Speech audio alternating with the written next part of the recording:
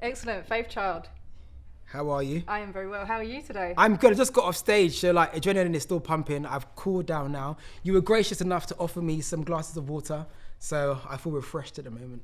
Excellent. Well, we're very blessed to have you here to rap Yeah. and share what you did just now. So thank you very much. And My I hear pleasure. you have a phenomenal story of Yes. even how you came to be born. Yes, so when my mother was pregnant with me, she went to the clinic to abort me. And Ash was in the clinic, God spoke to her for the first time. I said, don't abort the baby. And first of all, she was stunned, thinking, who on earth is that on the tannoy? Wow. Like, it's not a tannoy, it's actually God speaking. Wow. And she said, I'm a single mom, poverty, domestic violence. I already have 4 kids. How can I cope with another child? And God said, believe, have faith in me, and I'll show myself to be God. So I was a faith child. Wow. And I had chosen a name prior to even knowing my birth story. So God had already aligned everything to work. And I use my story to inspire people. You might be a mistake like I was a mistake, Yeah. but God never makes mistakes. Excellent. And I'm testament of that. I came through a condom and a coil. I was born with a coil in my hand, believe it or not. So Wow. like God really wanted me to be in this world, and I've been opportuned and humbled to perform in over 23 countries. Amazing. I performed for the mayor last year at his Christmas party. I've done Downing Street. I've performed at House of Lords. I've done arenas across the world. And it's just a blessing to be able to share faith and share pro-life everywhere that I go. That's a phenomenal story, and you Thank obviously you. get to share that story when you perform. Yeah, I share it. I share it all the time, because you never know someone who might feel worthless because they were told they were a mistake. At times, in the heat of the moment, at times parents might say, "Oh, you were a mistake. I never wanted you," and those words can stay with you forever. Or you might feel displaced in your house, in family, and community.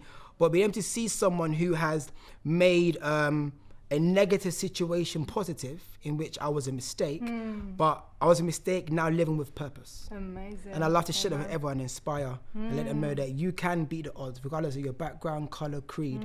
You can still do amazing things and achieve greatness. Fantastic. And did you face rejection at all through hearing this, that you were almost aborted? No, thankfully not.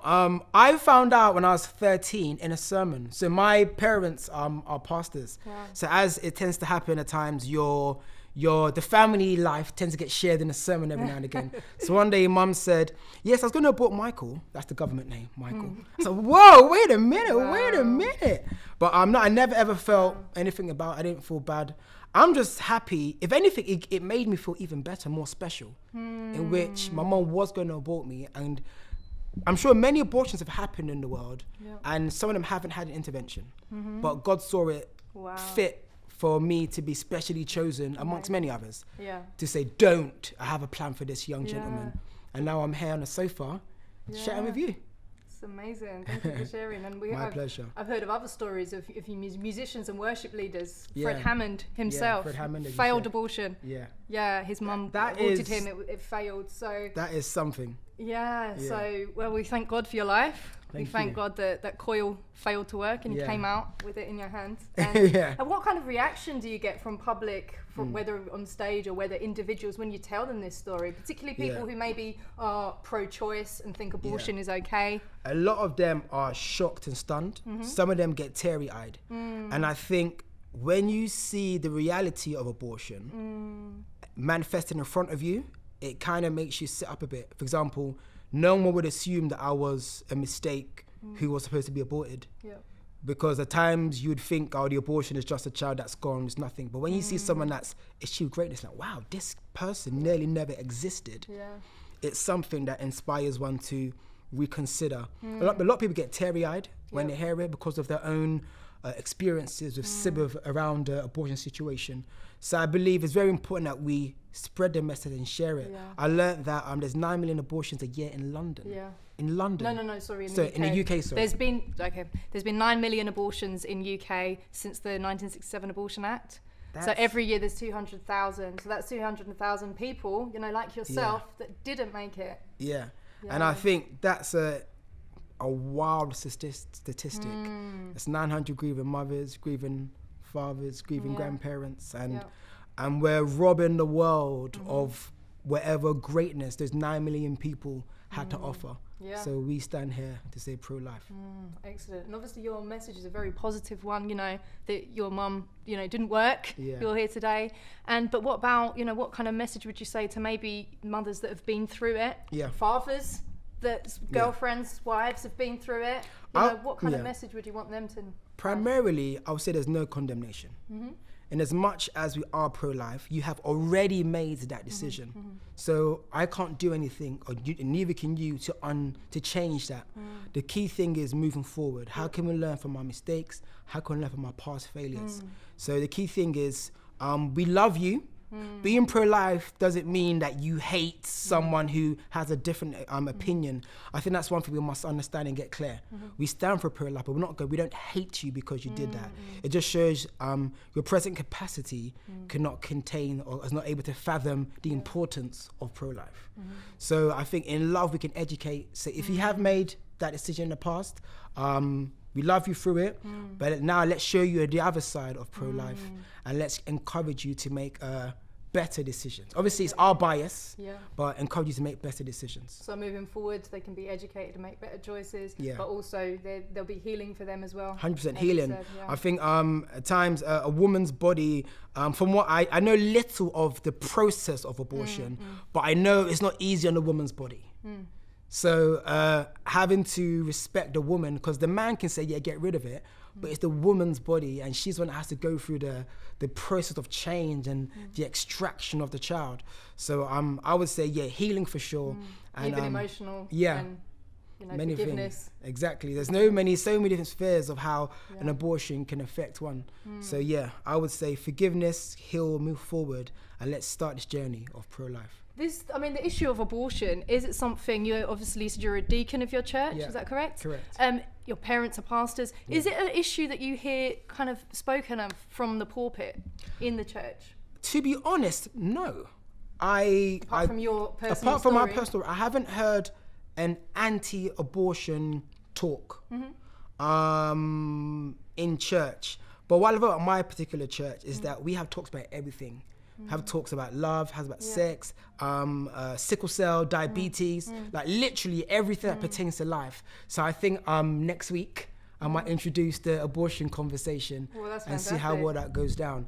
I believe God, the Bible is a holistic view on how to live your life as a Christian, or even as a human being, better yet. So God is interested in every single thing. God is interested in how you manage conflict. God is interested in how you manage your finances. He's even interested in your Instagram crush. Every single thing he's interested in. And I believe abortion is up there on that list. So I believe it's a conversation worth having. Because if we're talking, 9 million, that's 9 million human beings that have died and continue to be killed. Every year there's more and more being killed. Surely, it doesn't matter whether they're in the womb, outside the womb. God cares about their lives. 100%. And I just wanted to ask you if you've ever seen the reality of abortion before. Have you ever seen abortion images before? Yes, actually.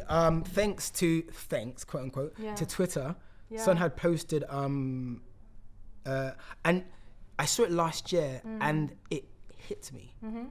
Because when I think of an abortion, I don't think of I just think of, I don't know, like an egg for like it's just an egg somewhere. No, this was literally a fetus, a baby that size. And I couldn't believe, I had never seen it up until last year. And that really hit home. It really hit home. So yeah. So you think it's important that people see the reality? 100%.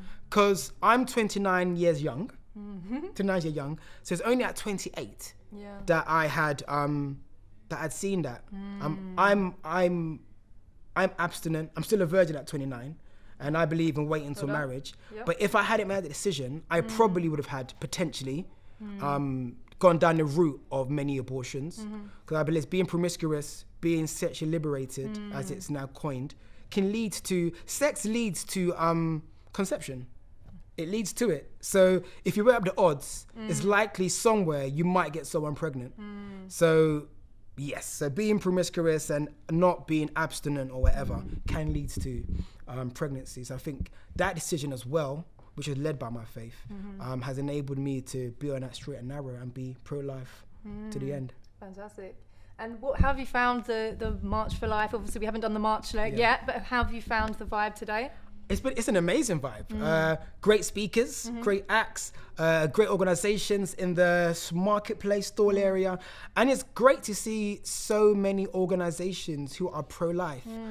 Prior to